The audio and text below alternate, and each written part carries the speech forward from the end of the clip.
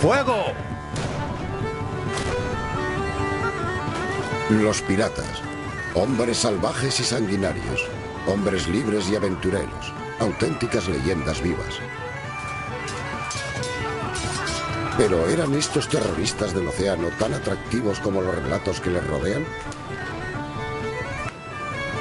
¿Cuál es la historia de los verdaderos piratas?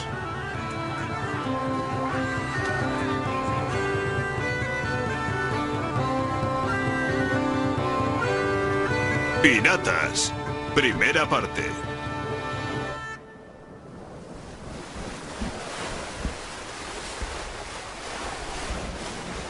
Con una ocupación honesta consigues bajos salarios y duro trabajo. En cambio, con esta entretenida y sencilla actividad, libertad y poder. Una vida corta y feliz sería mi lema. Los mundos de Black Bar Rovers, un apuesto capitán pirata que resume el atractivo de este dulce oficio de la piratería. Desafiando a toda autoridad, la única ley que los piratas respetaban era la suya propia. No importaba ni religión, ni color, ni condición sexual. No hay juicios morales. Filibusteros, bucaneros. Filibusteros, bucaneros, gente solitaria, gente que había elegido un modo de vida libre, si así lo prefieren. Y si eso significaba robar a los ricos, entonces lo hacían. La historia de la piratería es la historia del pillaje y comienza con el oro español.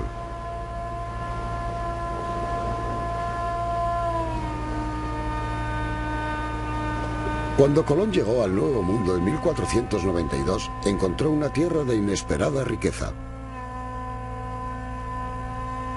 Los españoles, autorizados por la Iglesia Católica, se apoderaron con cierta frecuencia de los tesoros de los incas y de los aztecas. Los fundían transformándolos en doblones y piastras que llegaron a conocerse como monedas de a 8. La riqueza que se acababa de acuñar era cargada en galeones y embarcada hacia España.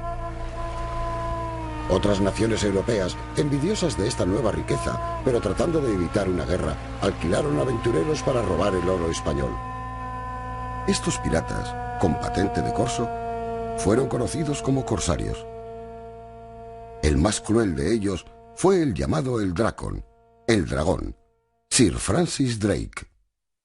Drake era un hombre extraordinario, rebosante de vanidad, ambición, orgullo, saturado de un intenso ardor religioso, ferviente protestante y apasionado antiespañol. España es el gran estandarte católico del Papa y él odia a muerte al Papa. Llama al Papa el anticristo. Drake estaba decidido a desafiar la dominación española sobre el Nuevo Mundo. Tras 2 años de espera, obtuvo una audiencia con la reina de Inglaterra, Isabel I. Su plan iba mucho más allá de lo que ningún corsario se hubiese atrevido, arriesgándose incluso a provocar una guerra con España. En cualquier caso, si tenía éxito, haría de Isabel I una reina muy rica. Drake sabía que la plata provenía del otro lado del continente. Aquella costa del Pacífico estaba desprotegida. Era el punto débil del Imperio español. De modo que si se podía llegar hasta allí, se podía llegar al mismo origen del tesoro. Su propósito sería reunir una poderosa fuerza naval, ponerla rumbo a Sudamérica, llegar allí y asaltar a capricho la indefensa costa del Pacífico. El 13 de diciembre de 1577, Drake se hace a la mar con su flota de 5 barcos. El destino se ocultaba en secreto incluso para su propia tripulación. Su misión consistía en robar a los españoles, aunque los términos exactos de las órdenes de la reina eran ambiguos. Drake insistía constantemente en que poseía cartas de la reina autorizándole a hacer lo que estaba haciendo. Nadie vio nunca dichas cartas y por lo tanto desconocemos si realmente las poseía o no. Pero no tiene importancia. Cada cual se llevaba lo que podía. No había ninguna ley del mar en aquellos días. El buque insignia de Drake, el Goldenheim, la Cierva Dorada, tenía únicamente 100 pies de eslora y 18 de manga, pero era rápido y estaba bien armado. Cuando una réplica exacta de este famoso barco zarpó, se hicieron claras las limitadas condiciones de vida a bordo. Y aquí lo tenemos. Este era un pequeño barco abarrotado con más de 184 hombres. Pero dentro de este pequeño espacio, las diferencias sociales iban a guardarse celosamente. Entretanto, Drake ocupa la popa en un gran camarote para él solo, ya que es el representante de la reina. Estos son los alojamientos de la tripulación. Nunca subían a la cubierta de popa. Cada hombre se buscaba su rincón y allí dormía y habitaba. Cuando hacía mal tiempo, bajaban a la cubierta de batería y se acomodaban entre los cañones.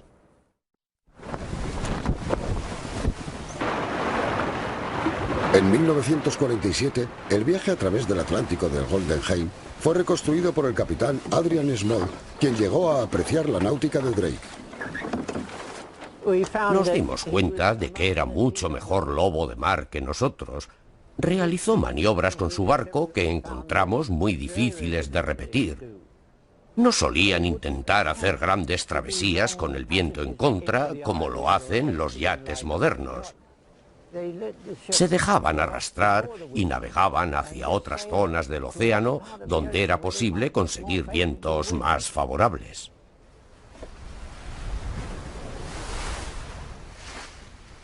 Una vez que cruzaron el Atlántico, su travesía por el Pacífico se vio dificultada por uno de los pasos más peligrosos del mundo, el Estrecho de Magallanes. La travesía a través del Estrecho de Magallanes sería hoy considerada una proeza para cualquier barco, por no hablar de lo que supondría en la época de los galeones. Es una tremenda prueba para la navegación, y en siglos que siguieron, los barcos evitarían atravesar el Estrecho de Magallanes, prefiriendo rodear el Cabo de Hornos. Después de 6 semanas luchando contra el viento y la marea del estrecho, Drake apareció inesperadamente en el Pacífico, cogiendo a los españoles por sorpresa. ¡Fuego!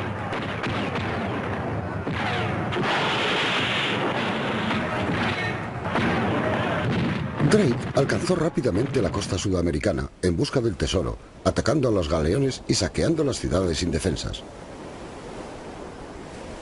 Pronto advirtió que el barco más rico del Pacífico estaba justo delante de él. Drake había oído hablar de este barco que se abría paso hacia Panamá, cargado de tesoros de las minas de plata. Tenía fama de ser una embarcación muy poderosa. Por eso se le apodó literalmente el Cagafuego. Drake se dio prisa para alcanzar a dicha embarcación antes de que ésta supiera de su existencia. Tras 4 semanas de difícil navegación, por fin la avistó. Era 2 veces más grande que el Golden Hind. Para capturarla, Drake se sirvió de ciertas tácticas muy poco limpias.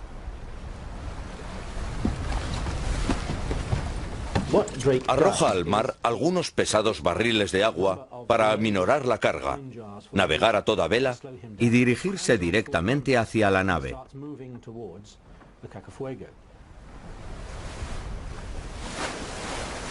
Y así, directos hacia esa nave infernal. Ese navío desconocido parece un buque mercante a todo trapo. Obviamente, viaja a toda vela, pero no alcanza una buena velocidad. Así que para descubrir quién es, la nave vira, avanza hacia Drake y se coloca a un lado. El capitán saluda al barco. ¿Quién es? ¿Qué quiere? La respuesta de Drake es «rendíos». ¿Por qué debería rendirme?, se mofa el capitán. Y por toda respuesta, Drake dispara uno de sus cañones llevándose por delante el palo de mesana.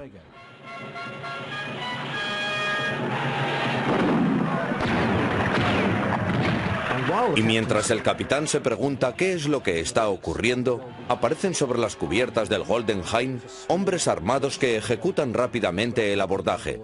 La nave infernal no tiene tiempo para disparar, no tiene tiempo para armar a sus hombres.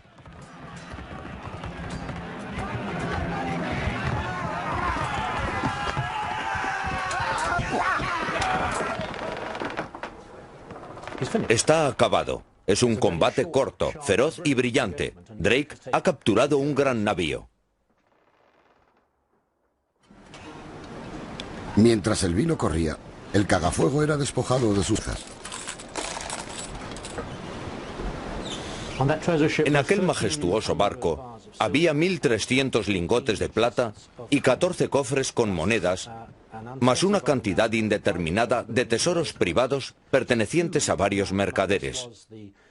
Es una gran suma de dinero, el mejor botín de toda la aventura. Para que se hagan una idea, cuando regresó a Inglaterra, pudo devolver a los fiadores de la expedición un 4.700% de la inversión hecha y entregar a la reina una cantidad de dinero equivalente al gasto de un año de gobierno. Mucho dinero. Drake fue recompensado con el título de caballero. Su éxito atrajo a muchos nobles y ricos mercaderes a participar en el juego corsario.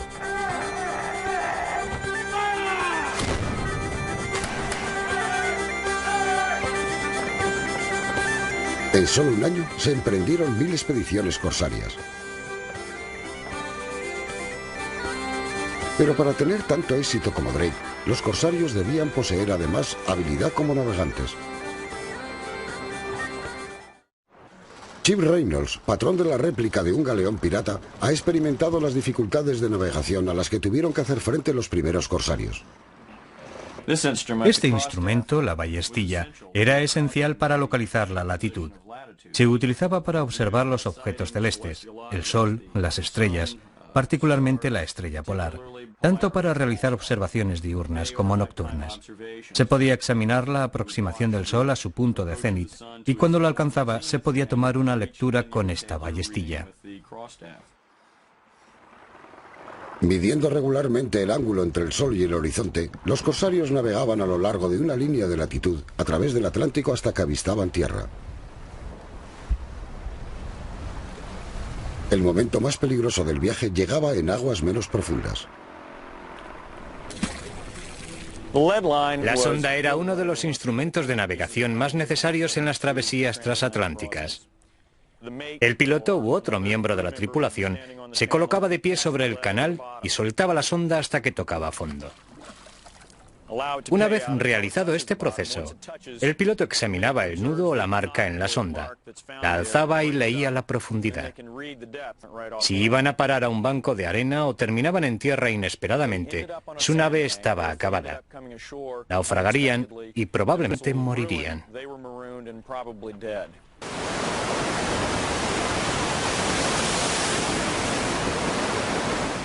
Una cuarta parte de las expediciones corsarias nunca regresó.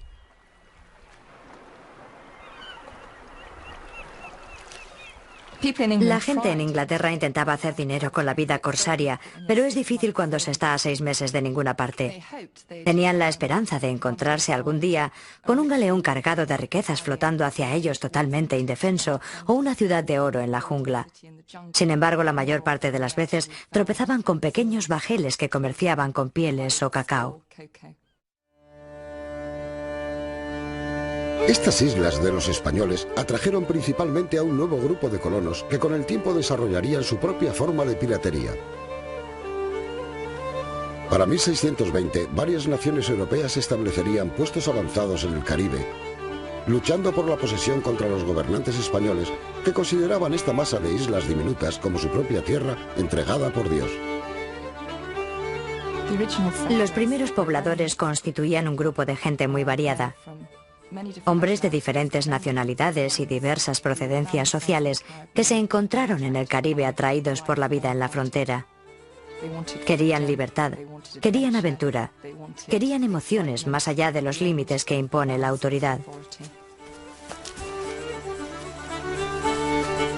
En la Española se había establecido un grupo de franceses cazadores de cerdos. A estos hombres se les conoció como bucaneros, nombre tomado de su método de secar la carne ahumándola, un proceso llamado bucaning.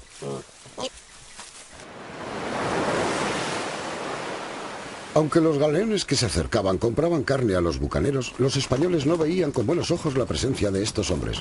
En 1630 los expulsaron de las colinas. Los bucaneros fueron ahuyentados de la Española por los mismos españoles y entonces se convirtieron en piratas. Se les unió un variado grupo de soldados ingleses y alemanes, hombres de mar y desertores. Juntos formaron un terrible equipo de hombres jóvenes, en su mayoría con edades comprendidas entre los 20 y 30 años.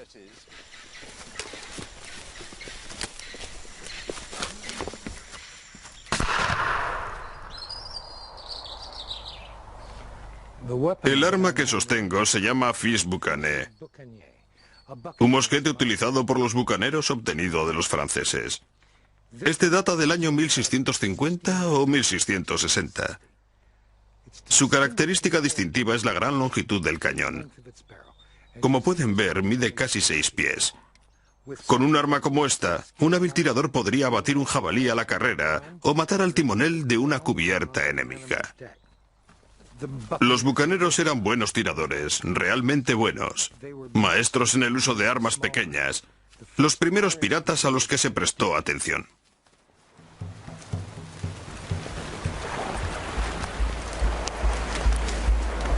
Los bucaneros desarrollaban excepcionalmente su habilidad para el tiro cuando atacaban a los barcos. Uno de los primeros informes lo escribió Basil Ringrose, un líder bucanero. En esta ocasión, los piratas usaron canoas y remaron hacia el lado de barlovento del barco. Usando mosquetes de cañón largo, dispararon al timonel y a la tripulación que estaba trabajando en las velas, dejando el barco abandonado al viento con las velas batiéndose. Disparando sin parar, llegaron bajo popa y con algunos disparos más, acortaron por el mar y redujeron totalmente al barco.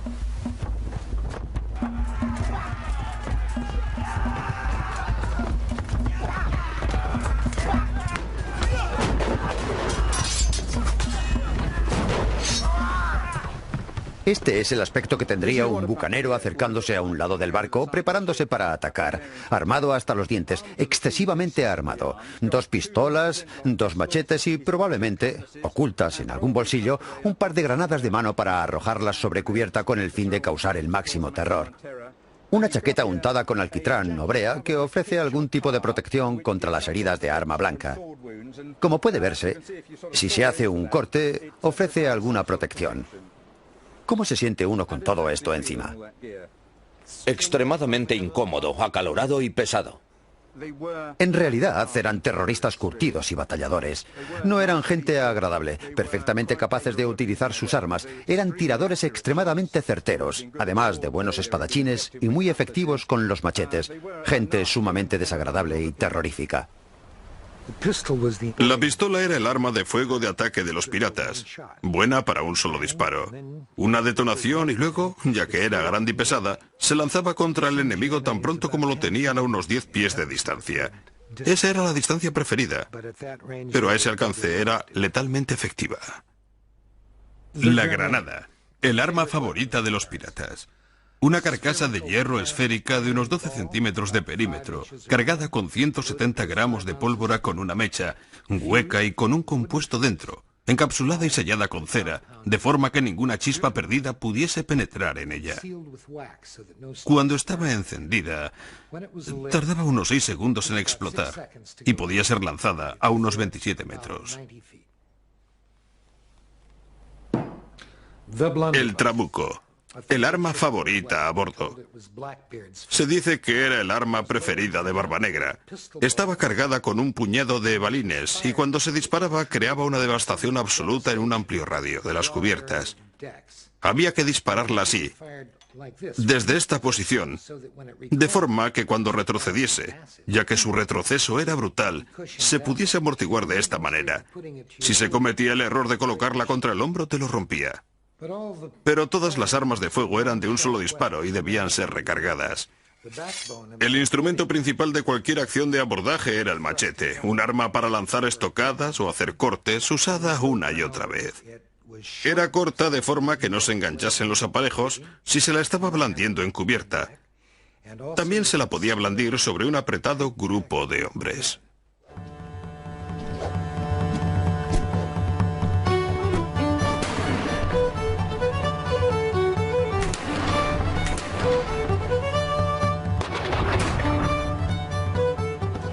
Las tácticas de los bucaneros eran simples y efectivas. Para 1665 el 15% de todo el oro español terminó en sus manos. No solo robaban los tesoros, sino que también se llevaban el barco.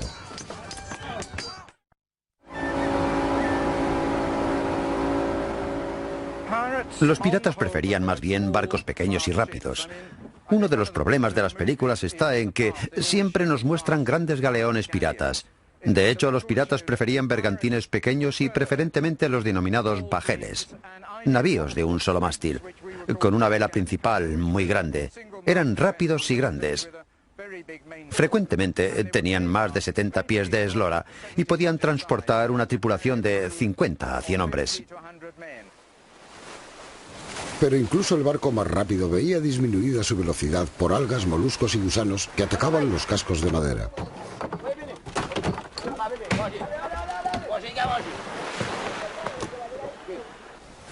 Bien, si el barco permanece en el agua 2 meses, 3 meses, tendrás un montón de trabajo que hacer para limpiarlo, ya que los moluscos y gusanos lo corroerán. Cuando roen la madera están comiendo.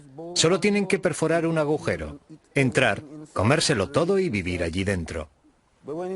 Cuando han terminado puedes ver perfectamente cómo está podrido. Ya sabes, como el cartón, carcomido.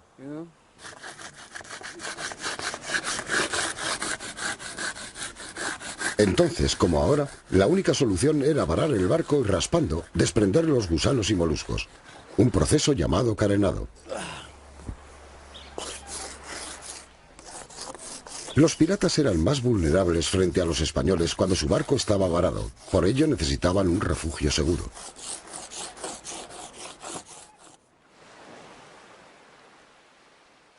La base más popular se encontraba en el centro del Caribe, en la isla de Jamaica, donde los británicos habían establecido una colonia, Port Royal.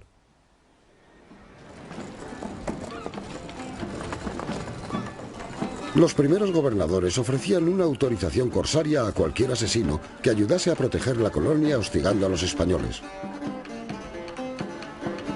Sin necesidad de más aliento, los corsarios de todo el Caribe acudieron en masa a la ciudad, principalmente para unirse al saqueo de los españoles.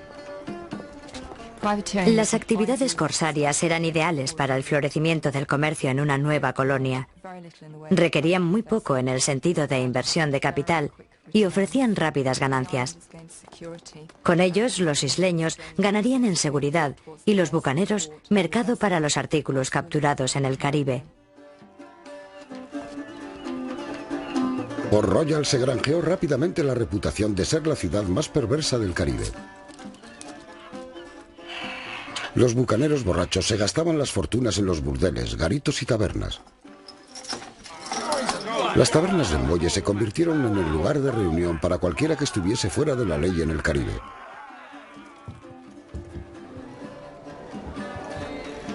Un sacerdote recientemente llegado de Inglaterra describió el estilo de vida que él encontró.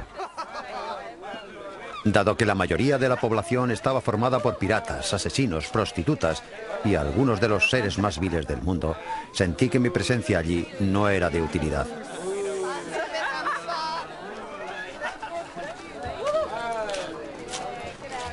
Se marchó en el mismo barco. Richard McClure ha recopilado los vestigios del pasado salvaje de Port Royal. Bien, estas botellas son de vino, redomas, como se las denominaba en el siglo XVII. Se pueden encontrar botellas de vino por toda la zona en grandes cantidades. Veamos, gran cantidad de vino era flojo, por eso preferían beber vino que agua en malas condiciones. Me imagino que sería más saludable beber vino que agua. Hola, señor. Por supuesto que si te pasabas era otra cosa. Tenemos aquí algunas jarras de estaño. Esta estaba manufacturada siguiendo el modelo de un platero. Miren, es la plata de un hombre pobre. Y la pieza del pulgar, aquí en la tapa, es sumamente interesante. Se trata de una cabeza de Baco, señor del vino, y un asa muy elaborada. Es una pieza muy bonita, probablemente francesa.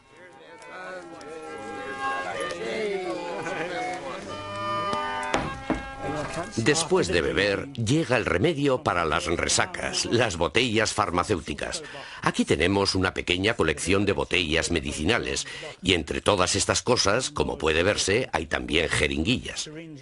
Esta es una grande, muy bonita por cierto. No me pregunten qué medicina iba dentro. Ellos tenían toda clase de cosas extrañas para tomar. Sin problemas. Pipas de arcilla que encontramos a miles. Todo el mundo fumaba en aquellos días. Veamos, una pipa era muy barata. Entras en una taberna y te dan una cazoleta. No debes dejar caer la pipa porque es muy frágil. Quiero decir que tú estás hablando y gesticulando, haciendo aspavientos con una mano y de repente el tubo de la pipa se te rompía con un chasquido. Simplemente cogías otra pipa. Esta ya se la han fumado. Se puede ver el lugar donde el tabaco la ha quemado. Además, se pueden adivinar fácilmente los nombres de los fabricantes por las iniciales grabadas en la pipa. L.E. Llewellyn Evans, fabricante galés. La evidencia de un pasado cosmopolita aún se puede encontrar en la gente de hoy en día. Me llamo Maureen Dowie y soy de Port Royal, pero mi abuelo era cubano. Mi abuelo era irlandés. Mi madre es jamaicana, mi padre inglés. Mi padre era africano. En cambio, mi madre es una mezcla de escocesa y alemán.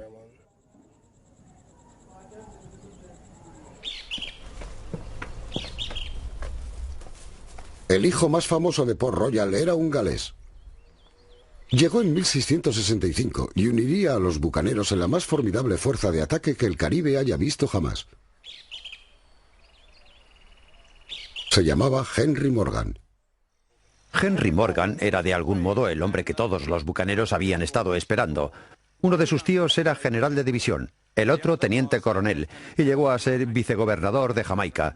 Siendo lo que era, conocía las tácticas militares, lo llevaba en la sangre. Morgan realizó su aprendizaje y adoptó inmediatamente los métodos clásicos de los bucaneros: golpear y saquear. Tras desembarcar en una isla desierta, los bucaneros marchaban por tierra y entraban en la población por la retaguardia. Les gustaba llegar temprano, los domingos por la mañana, cuando la gente estaba en la iglesia. Generalmente se concentraban en atacar ciudades apartadas de las rutas principales de transporte de tesoros, ya que estaban mucho menos defendidas. En 1660, algunas ciudades habían sido saqueadas 3, 4, 5 o 6 veces. Esta gente se enfrentaba claramente a nuevos ataques. El insaciable apetito de Morgan por conseguir más botín le condujo a atacar ciudades más grandes. Pronto se obsesionó con la joya de la corona: Panamá, el eje dorado del Imperio Español. Panamá fue elegida por dos razones. Los bucaneros estaban bastante seguros de que encontrarían allí grandes cantidades de oro y plata, y en segundo lugar, había toda clase de razones simbólicas. Era la gran ciudad española en el centro de América, y si ellos pudieran capturarla y, mejor aún, quemarla hasta los cimientos, acabarían con la influencia española y sería una vergüenza para los españoles. La ciudad de Panamá se halla situada en la costa del Pacífico. Los españoles pensaron que era segura porque estaba protegida de los piratas del Caribe por 18 millas de jungla. Para tomar Panamá, Morgan necesitaría reclutar una armada y eso es lo que hizo. El punto de reunión estaba en la costa sur de la Española. 38 barcos y unos 2000 hombres respondieron a su llamada. Fue la mayor fuerza de bucaneros que jamás se haya reunido. El plan de Morgan era simple y atrevido. Navegaría hasta la boca del río Chagres y arrollarían el fuerte español. Desde allí continuarían en canoa corriente arriba.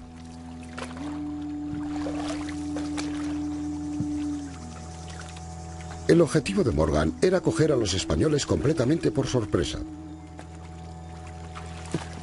Uno de sus acompañantes era Alexander Schmeling, un cirujano alemán que llevaba un diario de la campaña. Mientras ascendíamos por el río, oíamos a los indios dando alaridos en la distancia y gritando: «¡Perros! ¡Id a la jungla, perros!». Ninguno de nosotros conocía el terror que nos esperaba.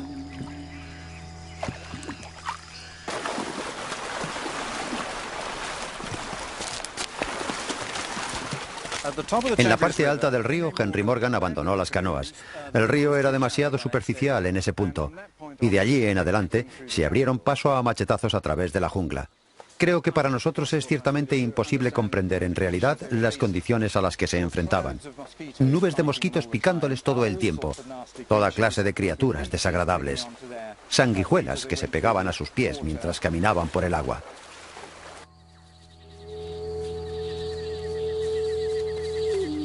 No solo había insectos y sanguijuelas que infestaban el avance de los bucaneros. Los indios frecuentemente tendían emboscadas a los rezagados e informaban de su posición a los españoles. Así que cuando llegaban a un poblado, lo encontraban abandonado. No había ganado, ni comida, ni agua. Incluso los pozos estaban envenenados.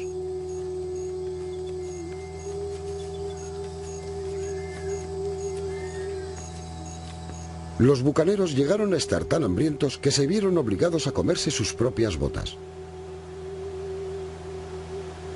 En primer lugar, cogían el cuero y lo troceaban. Luego lo golpeaban entre dos piedras y lo frotaban a menudo, sumergiéndolo en el río para flexibilizarlo y suavizarlo. Por último, quitaban el pelo y lo hervían en un fuego. Lo cortaban en trocitos y se lo comían, ayudándose de frecuentes tragos de agua. Algunas personas que no hayan salido nunca de la cocina de su madre, puede que se pregunten cómo estos piratas podían tragar y digerir trozos de cuero. A ellos les digo, si experimentasen alguna vez el hambre que pasaron los bucaneros, harían a ciencia cierta lo mismo.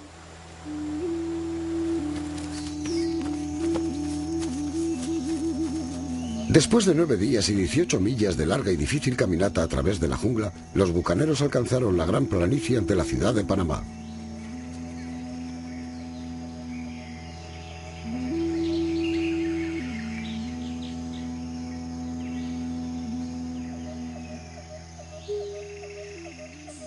A las 7 de la mañana, Henry Morgan condujo a sus hombres fuera del bosque, a la planicie, y marcharon sin tregua hacia la ciudad. Don Juan, el gobernador de Panamá, tenía a todos sus hombres alineados delante del campo que conducía a Panamá. Casi 2000 hombres, incluyendo jinetes. El punto flaco es que solo 300 son soldados profesionales.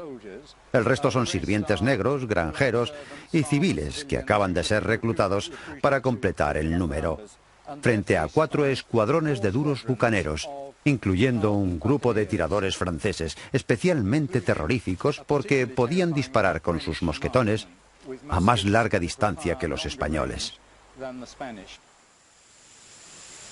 Se colocaron en posición de batalla. Los bucaneros necesitaban ocupar el terreno al este de la ciudad, de forma que el sol diese en los ojos del enemigo. Morgan envía a uno de sus escuadrones a capturar una colina que, según observa, domina el campo de batalla. Los españoles creen que en realidad se bate en retirada por alguna extraña razón. Rompen filas y comienzan a atacar en un caos total.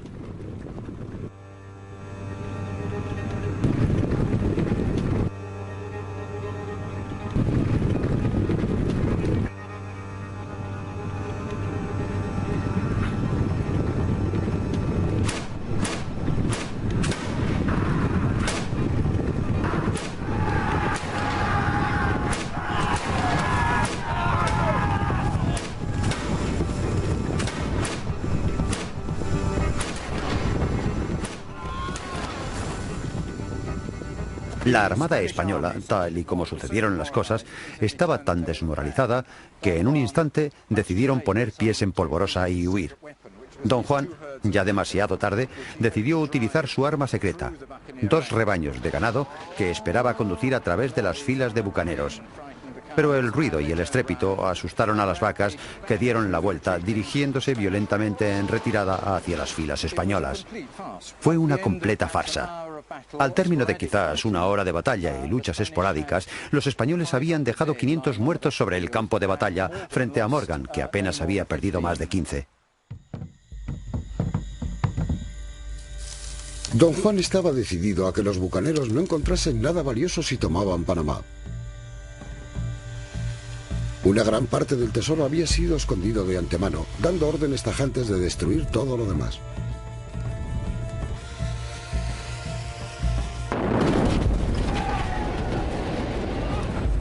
Durante varias horas reinó el caos, mientras los españoles incendiaban su propia ciudad.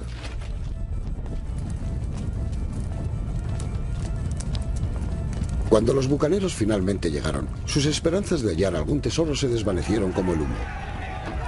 Moviéndose de casa en casa, dejando un rastro de desolación, torturaron a todo el que se negó a entregarle su oro. Pero el objeto más valioso estaba todavía por descubrirse. Mientras los criminales alcanzaban la catedral, un ingenioso fraile extendió una capa de cal sobre el gran altar dorado.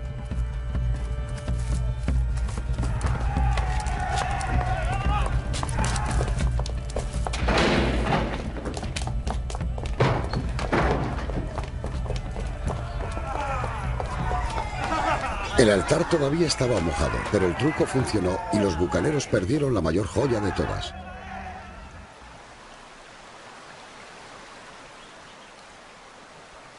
Se fueron con 175 mulas cargadas de plata y algo de oro, un equivalente a 3.190.000 euros, que divididos entre unos 1.000 hombres no era realmente mucho. Y por último, para agravar las cosas, pensaron que Morgan les había engañado, considerando que no habían conseguido lo que merecían. ¿Cuánto se quedó Morgan del tesoro de Panamá? Sigue siendo un misterio.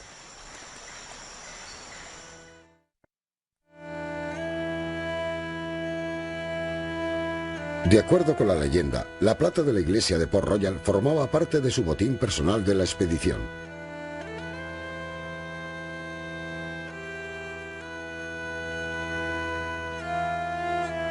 Para España, la pérdida de este tesoro fue trivial comparado con las consecuencias políticas a largo plazo para su imperio.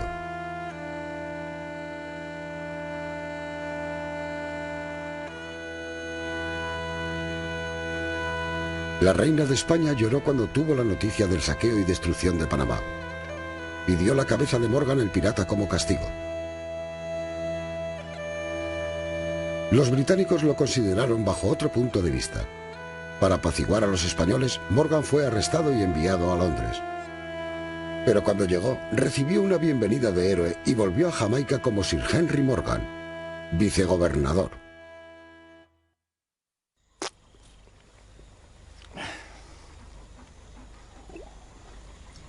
Como oficial del gobierno británico, se esperaba que Morgan arrestase a los que le habían ayudado a atacar la principal ciudad española. Él era un gran líder bucanero, pero en absoluto un burócrata. Y por supuesto se esperaba que asistiese a las reuniones del Consejo, pero no lo hizo. Se dedicó simplemente a beber y pasárselo en grande con sus compañeros en las tabernas locales. Realmente triste. Los últimos años los pasó muy enfermo, bebía demasiado, pero murió pacíficamente en su hacienda. Su médico comentó que había fallecido a causa de la bebida y del trasnochar. En cualquier caso, fue uno de los pocos bucaneros que terminó sus días relativamente en paz.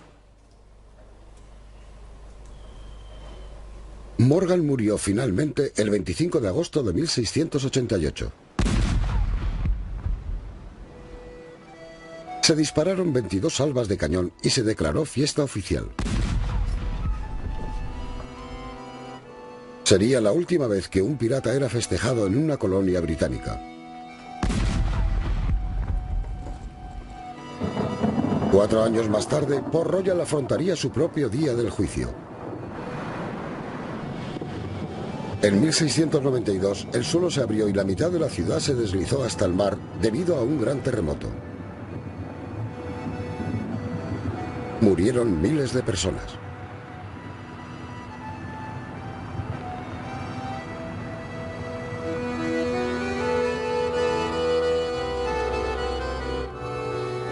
Las ruinas sumergidas de Port Royal son ahora todo lo que queda de la ciudad más perversa de la Tierra. Y los bucaneros, tan útiles para los británicos a la hora de establecer sus colonias, estaban ahora proscritos, fuera de la ley.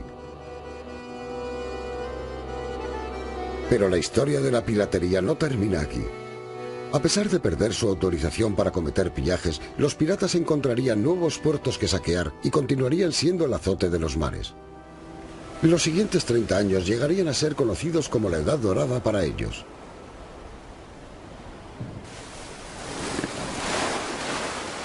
Los piratas del período comprendido entre 1680 y 1725 estaban en guerra con todos los países sobre la faz de la tierra. Estimamos que de una manera u otra había entre 5 y 10.000 individuos implicados en la piratería bajo las órdenes de 70 capitanes diferentes.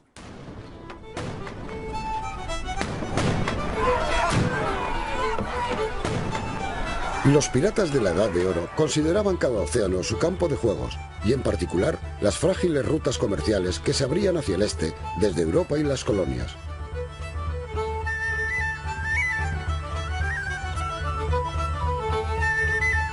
Marfil y piedras preciosas de África. Oro del Nuevo Mundo. Sedas y especias de la India que cruzaban los océanos en indefensos galeones cargados de tesoros. Era una fiesta para los piratas.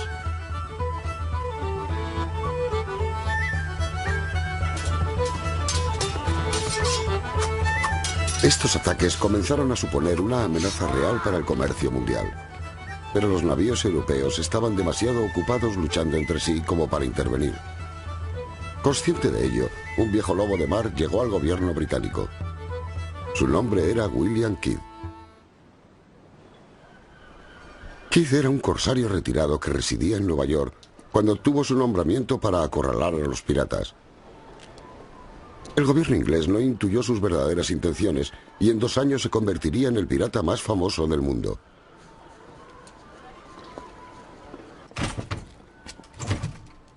La transformación de Kidd, el cazador de piratas, en un infame saqueador, comenzó en las tabernas de Nueva York, donde Kidd contrataría a su tripulación. El trato que ofreció a estos hombres era un tanto inusual. No habría salarios, compartirían únicamente el botín de cualquier pirata capturado. Un tirador. Y sin víctimas, sin pago por contrato. No estoy seguro de que la caza de piratas fuese lo único que tenía en mente. Él recluta a una tripulación sabiendo de antemano que entre ellos hay piratas. Algunos de estos hombres eran marineros que habían huido con él 10 años antes. ¿De verdad los habría contratado si hubiese tenido en mente honestas intenciones?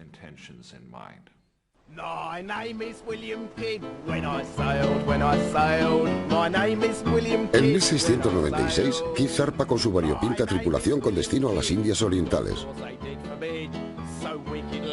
Las condiciones de a bordo eran terribles, pero no peores que en cualquier otro barco de la época, como dijo en cierta ocasión el agudo Samuel Johnson.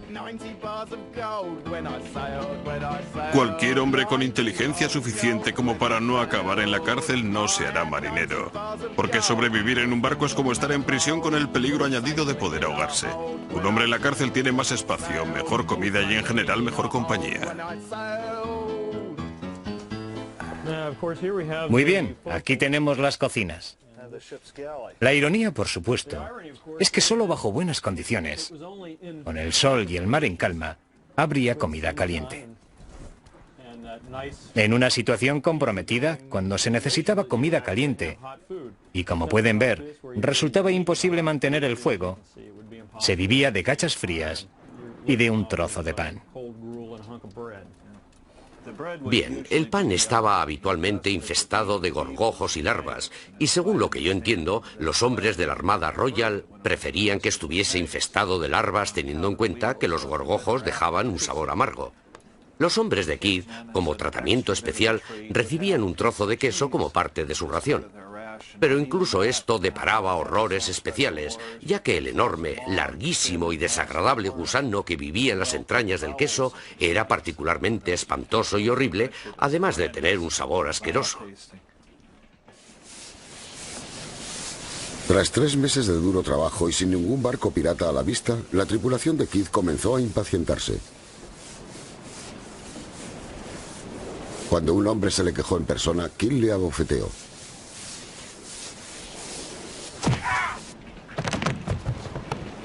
El artillero William Moore murió 2 días más tarde. Era un capitán firme y decidido, de trato difícil, la clase de capitán con una enérgica personalidad que podría fácilmente llevar a la tripulación a amotinarse. Por otro lado, la clase de capitán audaz y resuelto que tendría éxito a menudo. Kidd sabía que su tripulación estaba a punto de amotinarse, pero su suerte estaba a punto de cambiar. En el horizonte apareció un mercante indio desarmado, el tipo de navío que se suponía que Kidd debía proteger de los piratas. Kidd se percató enseguida de que el Queda Merchant navegaba bajo bandera francesa por conveniencia. Ya que Inglaterra y Francia estaban en guerra, sabía que era una maniobra técnicamente legal. Decidió acercarse. Su siguiente movimiento marcaría para siempre su destino. El cazador de piratas por fin se convirtió en pirata. En las bodegas descubrieron un tesoro de gemas y de sedas.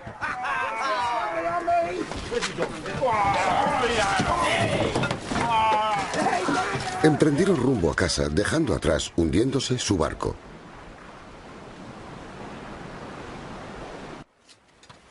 Cuando los mercantes indios descubrieron el robo de Kidd, amenazaron con paralizar en adelante el comercio con Inglaterra hasta que fuese llevado ante la justicia.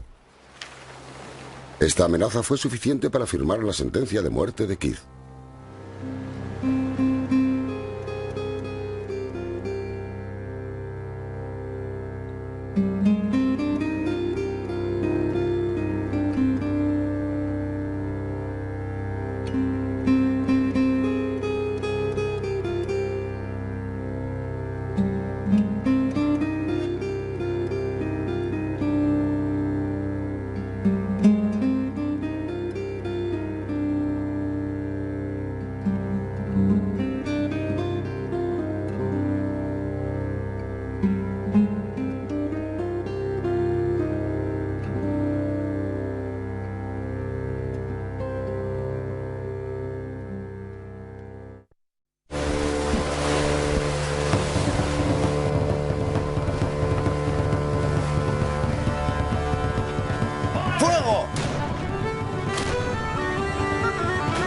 Los piratas, hombres salvajes y sanguinarios, hombres libres y aventureros, auténticas leyendas vivas. ¿Pero eran estos terroristas del océano tan atractivos como las historias que les rodean? ¿Cuál es la historia de los verdaderos piratas?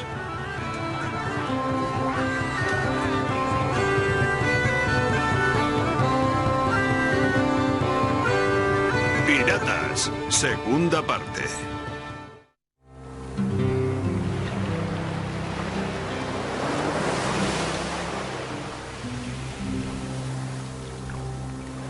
Cuando Kidd tuvo conocimiento de que era el pirata más buscado del mundo, inmediatamente dio los pasos necesarios para enterrar el botín.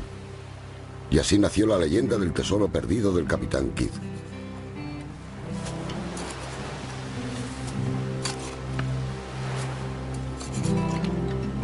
Puede que lo ocultase en una isla al sur del mar de la China.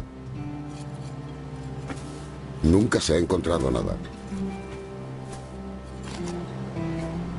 Varios meses más tarde, cuando llegó al Caribe, Kidd abandonó el Queda Merchant. Nunca más se le volvió a ver, pero enseguida se extendieron los rumores de que había enterrado más tesoros entre estas islas.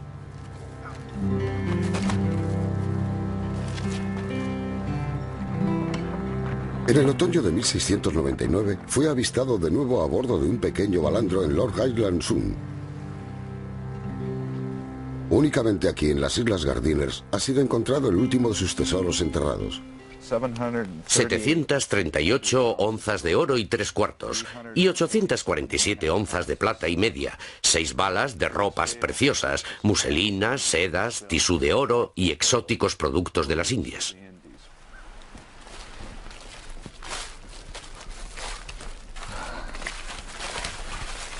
Así es como empezó todo. Todas las maravillosas historias de cazadores de tesoros que nos han entretenido desde la infancia. Porque es aquí donde, en 1699, el capitán Kidd enterró su tesoro. Quizás sea el tesoro más famoso de todos los tiempos. Pero Kidd nunca volvería a las Islas Gardiners. Sería arrestado y devuelto a Inglaterra para someterlo a juicio. El tesoro recuperado se utilizaría finalmente para pagar a los inversores de su fallida expedición. Solo una pequeña parte de este tesoro todavía existe. Esta es una pequeña muestra de lo que entonces se conocía como paño de oro, seda con hilos de oro tejidos. De acuerdo con una tradición popular de Gardiners, Kidd estaba tan agradecido con la señora Gardiners por el cerdo asado que le había preparado para la cena, que le regaló este tisú de oro de seda. Más tarde acabaría transformando en vestidos para sus hijas, guardando como reliquia familiar el retal de uno de los vestidos.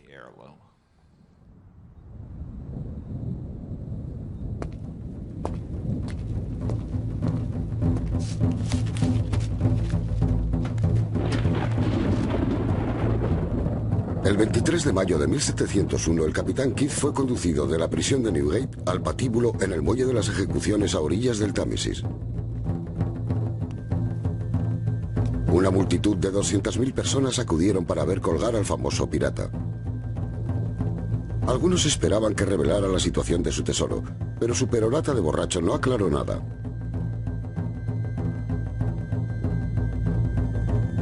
La mala suerte le persiguió hasta el final. Cuando le colocaron la soga alrededor de su cuello y ya se estaba balanceando, esta se rompió. El capitán Kidd tuvo que ser colgado 2 veces. Su cuerpo fue cubierto con brea y atado con cadenas. Permaneció colgado a la entrada del Támesis durante 4 años, un aviso para las embarcaciones que olvidaban el precio de la piratería.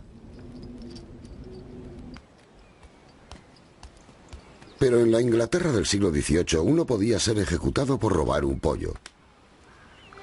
Muchos jóvenes preferían probar suerte como piratas antes de arriesgarse a afrontar los peligros que acechaban en cada puerto.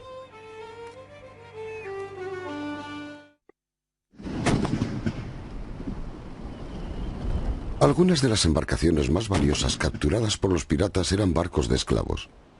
La desafortunada carga humana era tratada como cualquier otra mercancía. Normalmente eran vendidos, pero a los esclavos más sanos se les invitaba a unirse a la tripulación pirata. Para un hombre negro capturado por los piratas significaba una oportunidad única, ya que a bordo de estos navíos los esclavos eran tratados como iguales. Sabemos incluso que unos cuantos fueron elegidos oficiales y capitanes de tripulaciones predominantemente blancas. Algunos de los piratas con más éxito de la historia eran hombres negros. Realmente es una terrible ironía que durante los primeros años del siglo XVIII, quizá el lugar más favorable en el mundo occidental para un hombre negro fuese la cubierta de un barco pirata.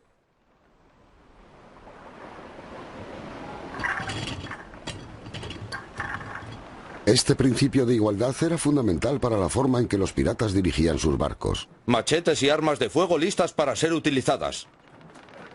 Tenían reglas y cláusulas que se suponía que todo hombre debía firmar al comienzo del viaje. Nunca atacarse entre ellos a bordo, sino resolver las disputas en tierra firme con su espada y su arma. Los piratas fueron atraídos a los más ricos mares del mundo. El Caribe era una reserva de caza ideal para los piratas. En primer lugar, porque existía una visibilidad condenadamente mejor que la del Atlántico Norte, y a los piratas les gustaba el buen tiempo. Pero la causa principal era que se hallaban entre las principales rutas comerciales. Todos los barcos que desde África se dirigían hacia América atravesaban el Caribe, y a un pirata le proporcionaba literalmente cientos de lugares para esconderse.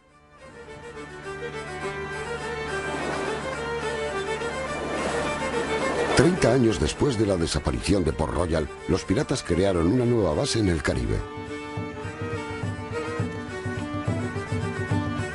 La isla de Nueva Providencia en las Bahamas se había convertido en una república pirata, gobernada por los mismos piratas.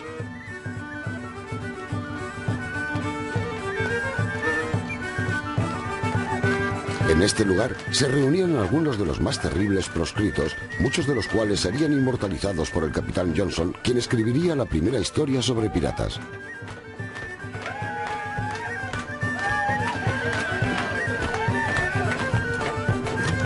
Uno de los más famosos fue una joven arpía llamada Anne Bonny.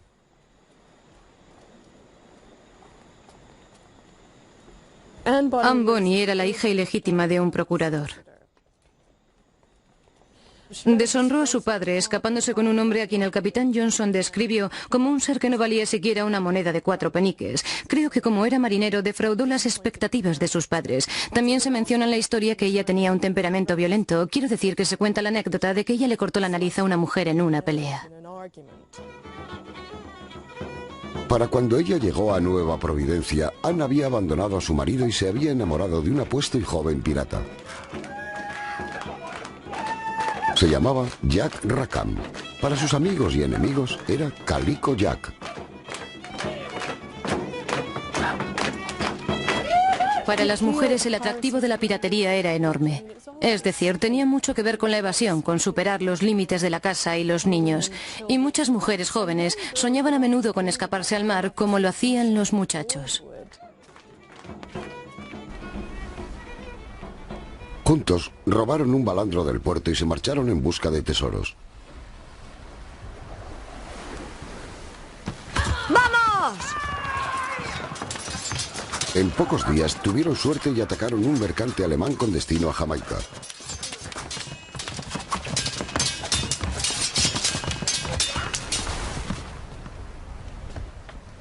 A bordo, la única persona que hablaba inglés era un delicado joven que llamó la atención de Anne. El nombre del chico era Mary Read. Uno de los puntos de similitud entre la historia de Mary Read y Anne Bonny es que Mary Read también era hija ilegítima. Sin embargo, esta última había crecido como un hombre desde su nacimiento, a causa de la muerte de su hermano, que era el legítimo. Su madre la había hecho pasar por su hermano ante su suegra para conseguir de la familia mayor apoyo e ingresos. Y a la edad de 13 años, su madre, que estaba pasando por muy malos momentos, envía a Mary a trabajar como sirviente de una mujer francesa. Aburrida de los quehaceres domésticos, Mary escapó a Flanders, donde luchó en las guerras de secesión españolas como soldado de caballería. Cuando las guerras terminaron, se disfrazó de marinero y se unió a un barco alemán que se dirigía a Jamaica.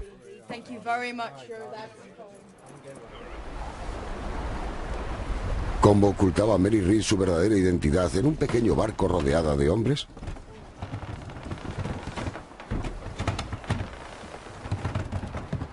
Después de 10 años de experiencia navegando en grandes barcos, Nicky Alfred puede imaginar perfectamente las dificultades por las que pasó Mary.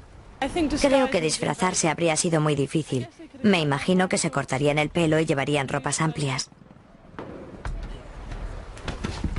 Sobre todo tus pies y manos se vuelven ásperos y se ajan enseguida.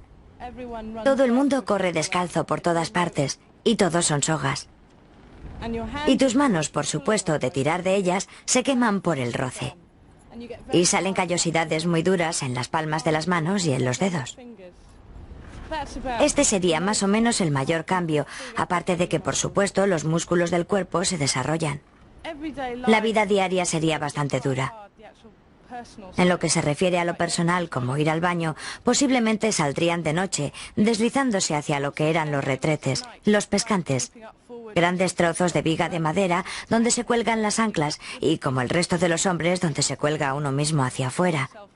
Seguramente era mejor ir de noche que de día.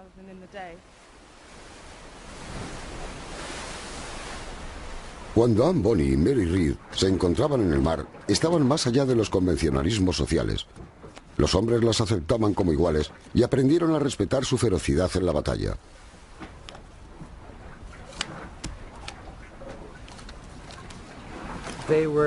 Eran tan fieras como cualquiera de los piratas masculinos.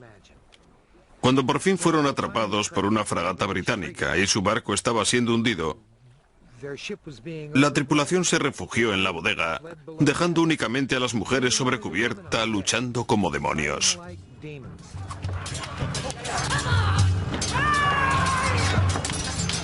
Las dos mujeres permanecieron desafiantes hasta el final, pero sus días de piratería se habían acabado.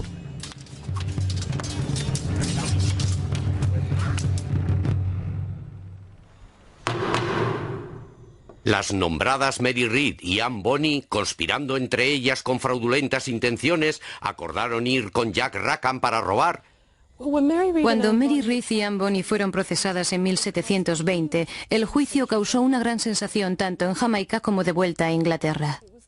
Era la primera vez que había pruebas sólidas y concretas de que las mujeres efectivamente habían sido piratas. Quiero decir que antes había toda clase de historias sobre ellas, incluso baladas, pero esta era la primera vez que supimos de verdad que existían y fue como si una fantasía se hubiese convertido en realidad. Como el juicio se hizo público, las atrevidas acciones de Anne Bonny y Mary Read pronto se convirtieron en leyenda.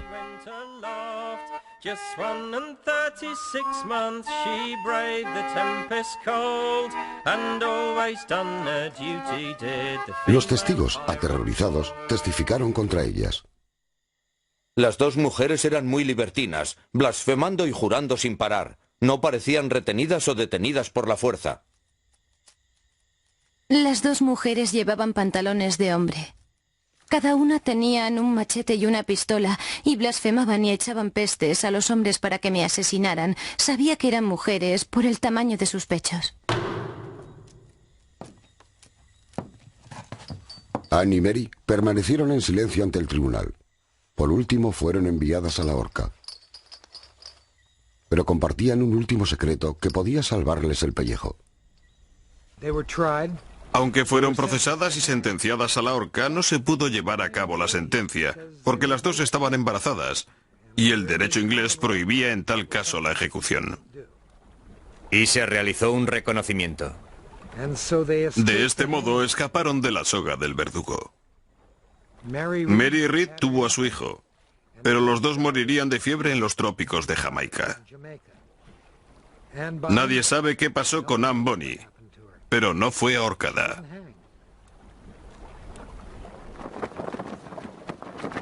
Las vidas de las mujeres pirata pronto se convirtieron en folclore. Estaban en boca de todos en el Caribe.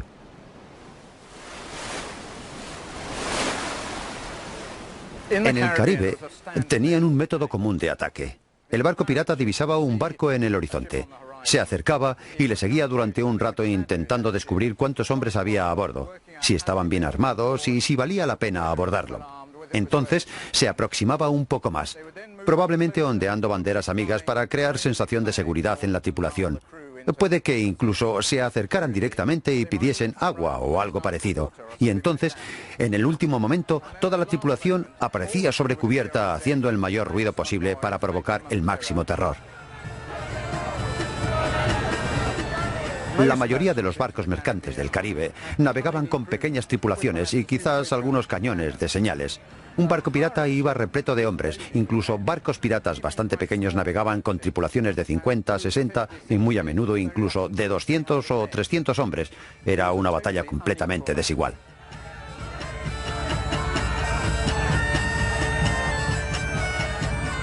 La intimidación suponía todo. Y el mejor símbolo de terror de los piratas era la bandera negra. Huesos, esqueletos, calaveras, fémures en aspa, a veces una mano huesuda, todos símbolos de muerte. La muerte era lo que la víctima podía esperar si no se rendía inmediatamente. La bandera pirata más antigua era una sencilla tela roja. Jolie Rouge la denominaban los franceses, que significa la roja bonita. Los ingleses la llamaban la bandera sangrienta. Se usó hasta cerca del 1700 cuando fue reemplazada por la bandera negra, la clásica con la calavera y los huesos cruzados. Esta enseña fue usada por varios piratas en los primeros años del 1700. Pero todos ellos diseñaban sus propias banderas peculiares.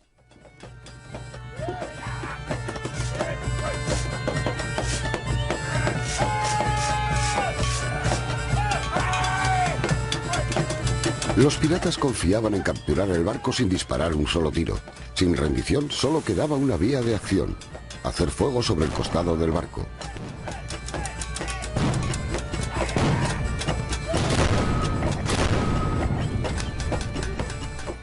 ¡Entrad en batalla!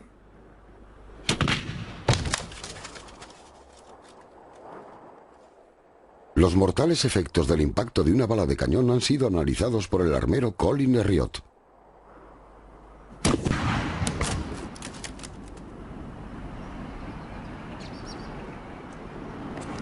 Bien, como pueden ver, la bala del cañón no ha traspasado directamente el casco de madera. Está incrustada ahí, pero ha expulsado estas grandes astillas dentadas que están a punto de soltarse. Y si esto ocurre con una bala de hierro de solo 6 libras, imaginen la devastación de una bala de cañón de 24 o 32 libras, atravesando una pared de madera como esta. Una lluvia de metralla por todas partes. El infierno absoluto en la tierra. Pero creo que vamos a tener que intentarlo de nuevo, y esta vez vamos a poner un poco más de pólvora en el cañón. Bien, supongo que estamos a unas 25 o 30 yardas, bastante cerca para un cañón pequeño. Este era el alcance al que hacían fuego, lo que nos brinda la oportunidad de disparar con una trayectoria horizontal o point blank. La expresión punto ciego viene ahora a significar muy cercano. Pero en su forma original quería decir disparar con una trayectoria horizontal, de modo que había que estar bastante cerca, y eso es lo que vamos a hacer. Sí. Ahora se parece más. Estas son las astillas de las que he estado hablando. Imagínenselas volando por todas partes. Miren su punta, dentada, horrible. Matan cualquier cosa.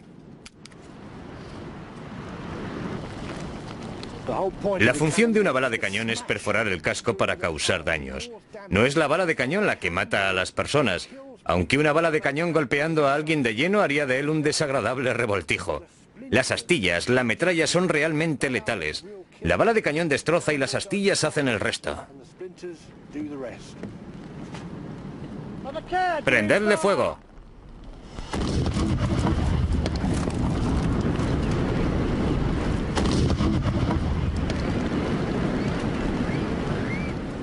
No había anestesia, no había antisépticos, y por amargas experiencias, ellos sabían que a no ser que el miembro fuera amputado, se gangrenaría, se infectaría. Y ciertamente, el único modo efectivo de tratar una herida grave en un miembro era amputando dicho miembro. Tomemos, por ejemplo, un marinero herido por una bala de cañón con una fractura complicada en una pierna. Lo colocaríamos sobre la mesa. Sus compañeros le pondrían un trozo de cuero entre los dientes para evitar que gritara demasiado. Otro hombre para sujetar la pierna. Ahora tengo que comenzar por detener la hemorragia. Si hubiera alguien cualificado o un ayudante de cirujano, le haría que presionara en la arteria femoral, lo que reduciría la hemorragia.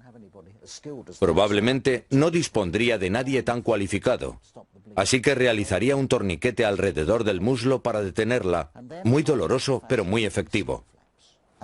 Luego tendría que moldear los colgajos de piel y cortar por el músculo, de forma que los colgajos de piel envolvieran el muñón de hueso de esta forma. Hecho esto, practicaría una incisión sobre la piel utilizando un cuchillo de amputar lo más largo y afilado posible.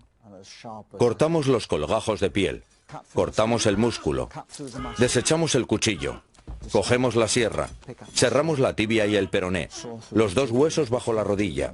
En todo este proceso, siendo hábil, hubiera utilizado 30 o 60 segundos.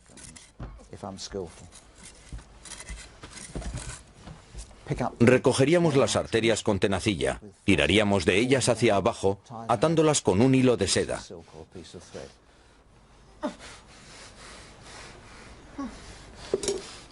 Le pondríamos una venda, le quitaríamos el torniquete y fin del procedimiento. Daríamos al paciente un par de pastillas de opio, un buen trago de ron y le retiraríamos de la mesa. El 50% de los amputados moría dentro del primer año de gangrena.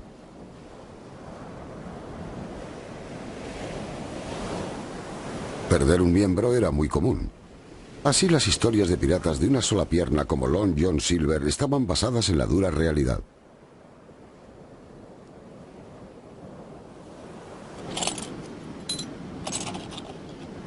Esto impulsó a los piratas a inventar uno de los primeros sistemas de bienestar del mundo occidental.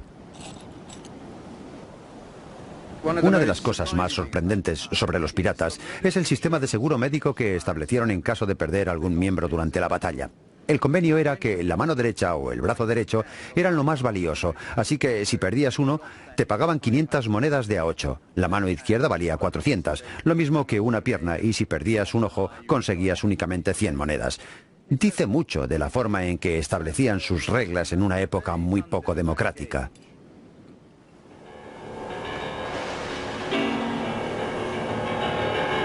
Con que ¿tenían los verdaderos piratas unos corazones de oro como los bravucones héroes de las películas? ¿Eran tan honrados y valientes como los representó Hollywood? Es importante no pensar en los piratas como héroes. No deberían serlo. Eran hombres duros, brutales y viciosos. Mientras que muchas de las bandas fueron descritas como decentes y humanas, incluso por sus víctimas, había tripulaciones ahí fuera que habrían proporcionado estudios extraordinariamente buenos sobre la sociopatología de grupo. La brutalidad pirata cumple con todo lo que hayamos visto en las películas y lo sobrepasa. La forma de castigo más cruel que utilizaban los piratas en el cine era ser castigado a arrojarse al mar caminando por el tablón. Pero solo hay un caso registrado de que algo parecido ocurriese.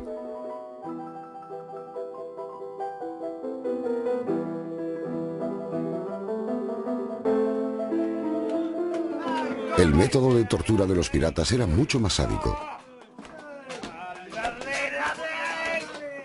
Torturaban a sus víctimas para conseguir información sobre algún tesoro y algunas veces únicamente por venganza. Iban particularmente a por el capitán, y si se descubría que el capitán había sido cruel con la tripulación, le cortaban simplemente la garganta y lo tiraban por la borda o lo torturaban antes de tirarlo.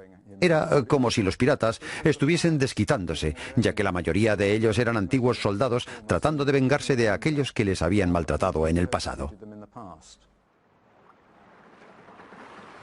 Algunos relatos de torturas piratas son especialmente espantosos. Un capitán cometió el error de tirar el tesoro por la borda. Su castigo fue que le cortaran los labios y los hirvieran ante sus ojos.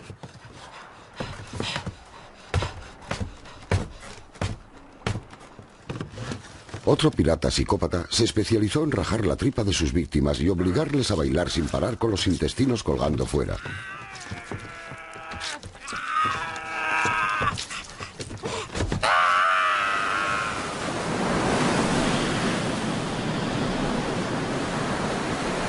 Los piratas reservaban los peores castigos para sus iguales. Estar aislado o ser abandonado en una isla desierta es un destino que hoy en día podemos considerar como el paraíso.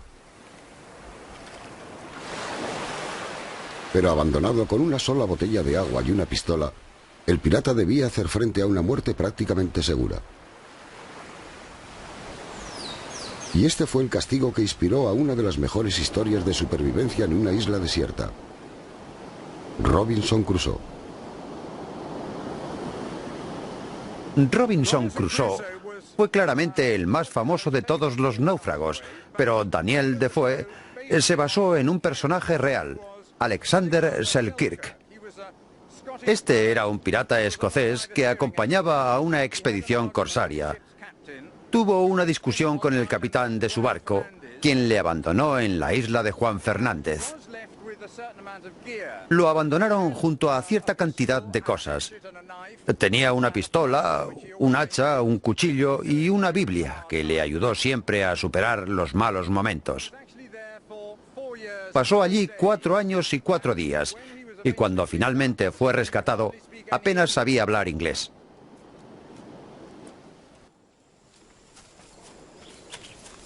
Selkirk sobrevivió alimentándose de las cabras de la isla que habían sido abandonadas allí por los primeros marineros españoles. Las mataba persiguiéndolas y haciéndolas saltar por un precipicio.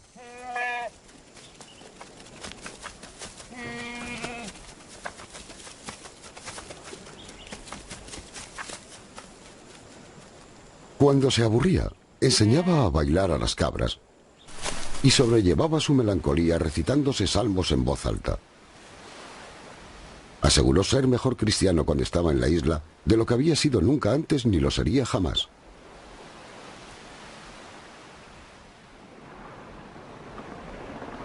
Alexander Selkirk fue rescatado por el capitán Ward Roger. Este entregó un ultimátum del gobierno británico a los piratas del Caribe. O bien aceptaban una indulgencia real para septiembre de 1718 o se enfrentaban a la soga del ahorcado. El primer puerto que visitó fue Nueva Providencia, todavía el hogar de unos 2000 asesinos. Muchos optaron por aceptar la indulgencia, pero muchos más se escaparon, incluyendo al pirata más famoso de todos, Edward Teach, más conocido como Barba Negra. Dejaba crecer su negra barba hasta una altura que resultaba extravagante. En los momentos de acción se clavaba cerillas encendidas en el sombrero que le iluminaban cada lado de la cara, haciéndole parecer una figura tal que ni siquiera la furia del infierno parecía tan espantosa.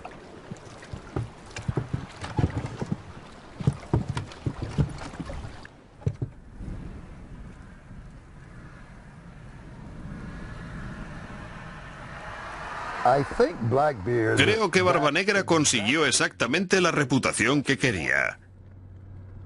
Barba Negra era con mucha probabilidad mejor actor que yo. Creo que Barba Negra era un hombre que tuvo la habilidad de asumir sus limitaciones y construir sobre ellas un personaje que todavía recordamos 300 años después de su muerte. Quizá Barba Negra nunca mató a nadie.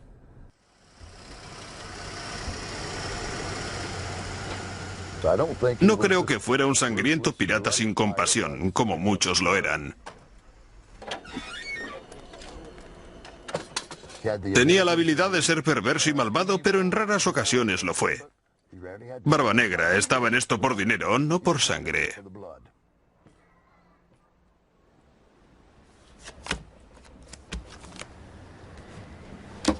En una desafortunada ocasión, estaba jugando a las cartas con su primer ayudante, Israel Hans.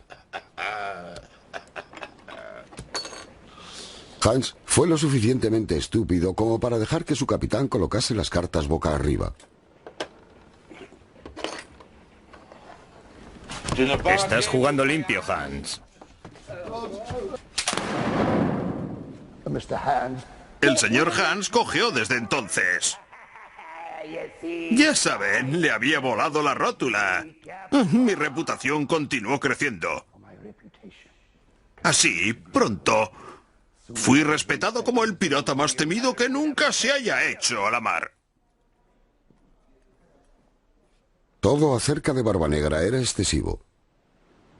En lugar de llevar una pistola, llevaba 6. En lugar de tener una mujer, tenía 14. Asimismo, Barba Negra capturó el barco más grande, una fragata francesa que rebautizó con el nombre de la venganza de Queen Anne. Tenía 40 cañones y una tripulación de 300 hombres. La rodeó con una flotilla de pequeños navíos, su propia armada pirata, que utilizó para atacar a unos 50 barcos. El bloqueo a Charleston, Carolina del Sur, en 1718 fue su acto de piratería más osado. Durante 3 días la navegación se paralizó, mientras Barba Negra exigía un rescate por la ciudad, amenazando con quemarla a no ser que sus exigencias fueran aceptadas. Estaban buscando algo muy concreto. Lo llamaban medicina, pero yo creo que buscaban drogas.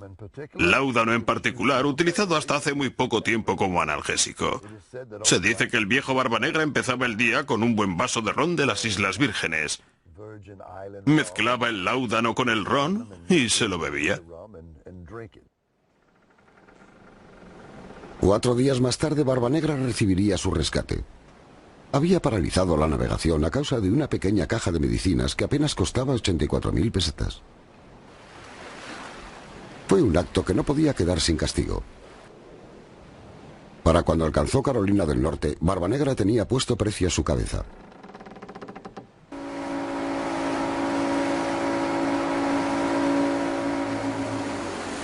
Enseguida se percató de que, a pesar de tener a todo el mundo en contra, él era un hombre de gran calibre por haberse dedicado al acecho de Charleston. Y creo que llegó a la conclusión de que había llegado el momento de reducir la tripulación. Así que cuando llegó a Beaufort Inlet, varó el Queen Anne's Revenge aquí fuera, sobre un banco de arena.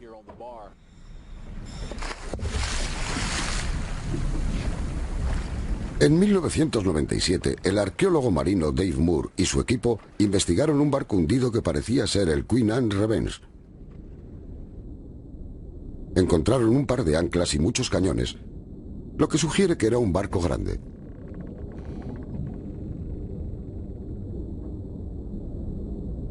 Todavía necesitan pruebas concluyentes, pero parece que estos son los restos del barco de Barbanegra.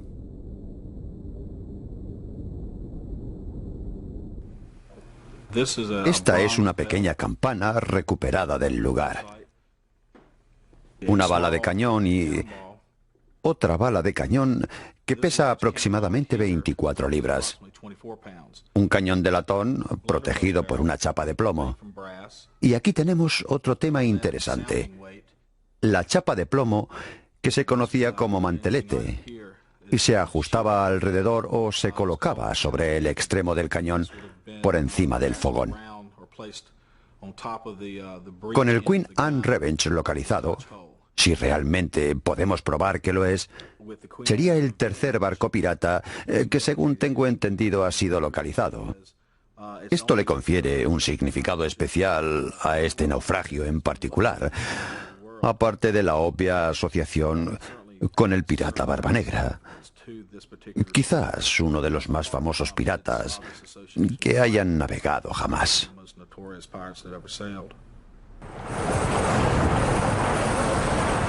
Abandonando su buque nodriza a los elementos, Barbanegra navegó hacia el norte con la tripulación reducida al mínimo.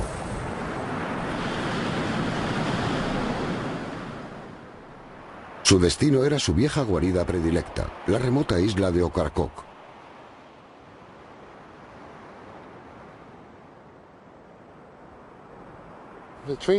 Estos árboles de por aquí es lo que llaman Springer's Point. Aquí es donde Barbanegra tenía su escondrijo. Todavía queda una vieja guarida de los días de Barbanegra.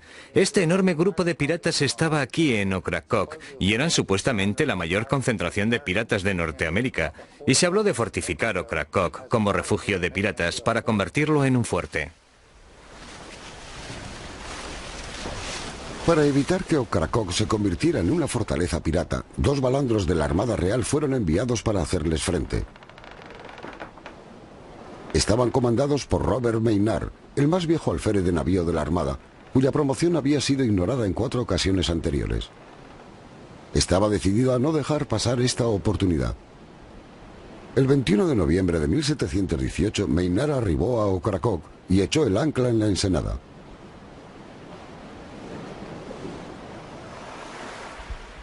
A pesar de la gresca en tierra, la llegada de Maynard no pasó inadvertida para Barbanegra.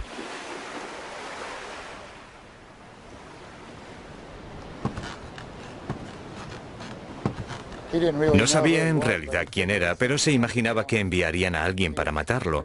Y uno de los modos en que la isla de Ocracoke consiguió su nombre fue porque Barbanegra dijo entonces, "Oh cock crow", "Oh gallo cacarea", esperando a que el gallo cantara a la mañana siguiente para poder descubrir quién era el enviado y matarle.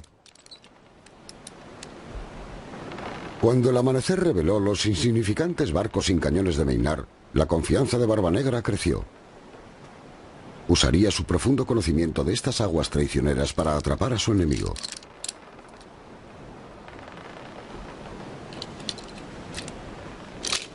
Robert Maynard tenía que virar contra el viento constantemente porque el canal era muy estrecho.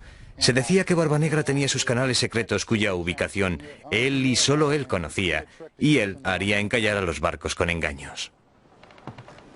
Barbanegra atrajo a uno de los bajeles hacia un banco de arena y dio rienda suelta al poder de su batería de costado sobre el navío encallado. ¡Fuego!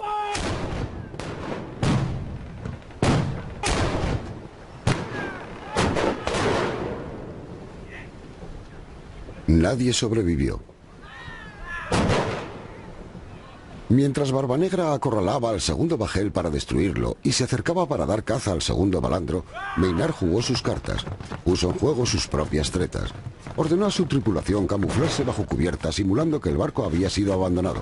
Barbanegra picó el anzuelo. ¡A Abordémosles y cortémosles en trocitos.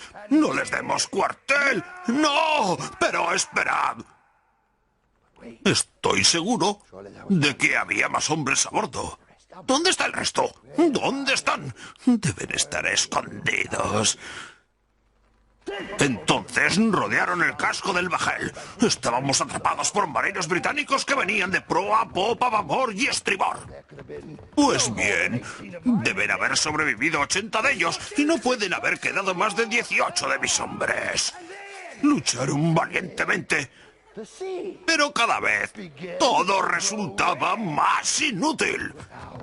El mar se tiñó de rojo con nuestra propia sangre.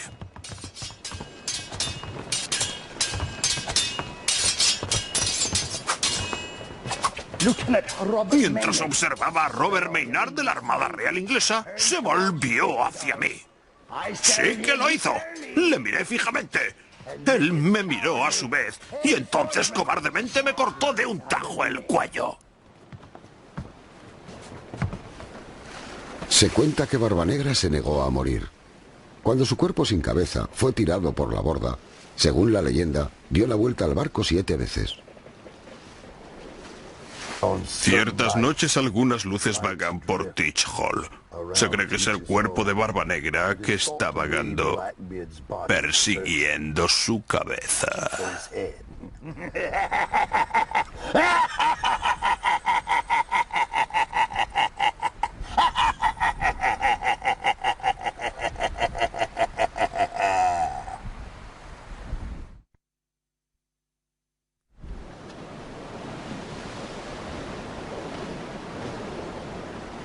Para entonces, las guerras de Inglaterra con Europa habían finalizado y toda la fuerza de la Armada Real cayó sobre los piratas.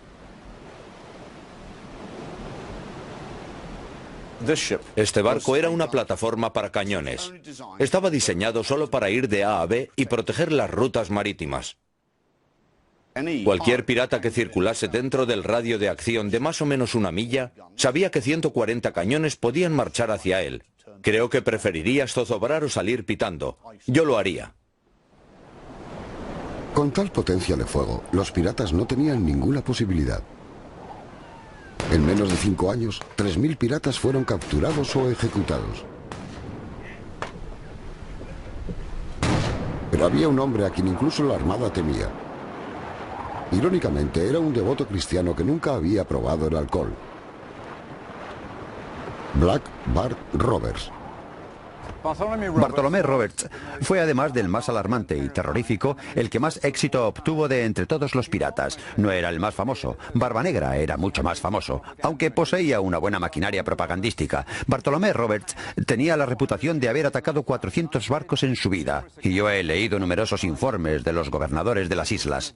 He leído cuadernos de bitácora de los capitanes y no cabe ninguna duda de que posee un asombroso récord de ataque a barcos. Parece que era un hombre severo y disciplinado, bastante bien parecido, moreno y taciturno, extremadamente cruel en el trato que dispensaba a los barcos que atacaba. Cortaba las orejas y narices de sus víctimas y en ocasiones clavaba a algún marino al mástil como escarmiento ejemplar. Un personaje espantoso.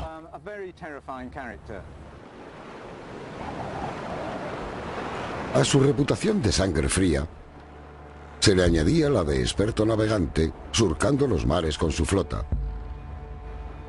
Su tripulación formaba un frente unido bajo un mismo lema: una vida corta y feliz.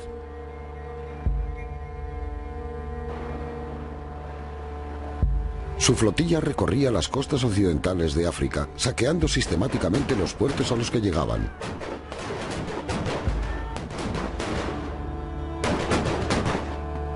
En Guida se toparon con una galera de esclavos, un galeote. Los piratas lo despojaron de todos los objetos de valor y, sin preocuparse lo más mínimo por los esclavos encadenados, prendieron los barriles de pólvora. 80 esclavos se vieron obligados a elegir entre quemarse vivos o ahogarse.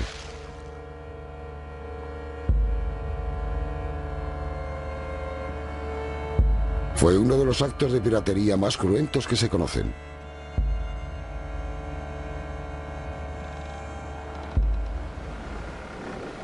La Armada siguió el rastro de destrucción de Bar Roberts por las costas de África, alcanzándole finalmente en Cabo López a la altura de Nueva Guinea.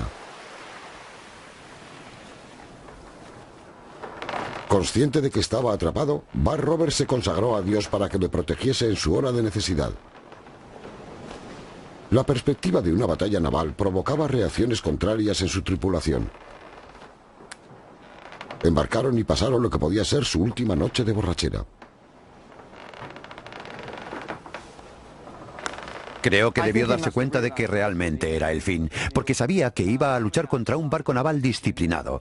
Lo más asombroso es que toda la batalla tuvo lugar bajo una terrible tempestad junto a las costas africanas. Los vendavales barriendo las cubiertas, agua por todas partes.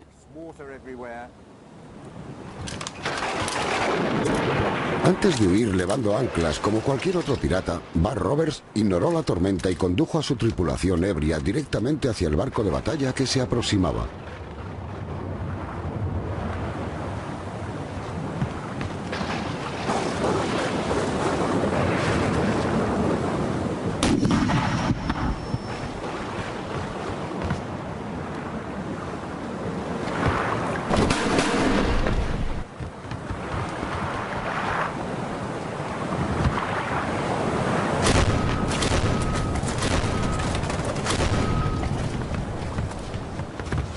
La primera batería de costado del navío inició la inevitable carnicería. Bartolomé Roberts realizó su última batalla.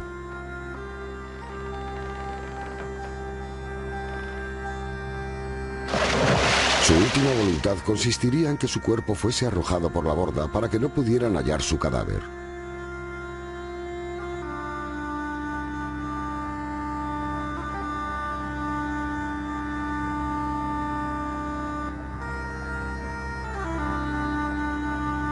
La batalla final de Bartolomé Roberts, el más feroz de los piratas, fue el fin de una época. Desde aquel momento en adelante, la Marina realizó únicamente operaciones de limpieza, y creo que mi visión final del término de la gran época de la piratería se centra en las pequeñas islas, más allá de los puertos de mar que rodean la costa del Atlántico. Los cuerpos de los piratas serán cubiertos de alquitrán para evitar que las gaviotas los picoteen, pero también como aviso a los hombres de mar de lo que les puede ocurrir si se hacen piratas.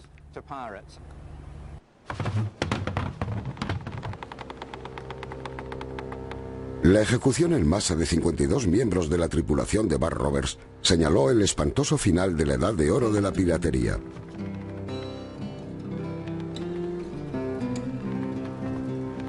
La forma de vida de los piratas se había basado en un ideal utópico. Sin embargo, sus elevadas aspiraciones de igualdad y justa recompensa se habrían teñido con la sangre de sus víctimas. Jamás volverían a reinar con tal superioridad en los mares. Irónicamente, los piratas con los que estamos más familiarizados, hombres como el Capitán Kidd, Barba Negra, Bart Roberts, eran en esencia perdedores. Los piratas de éxito fueron hombres capaces de operar en la sombra año tras año, amasando lentamente una fortuna para terminar sus días muriendo pacíficamente en su cama.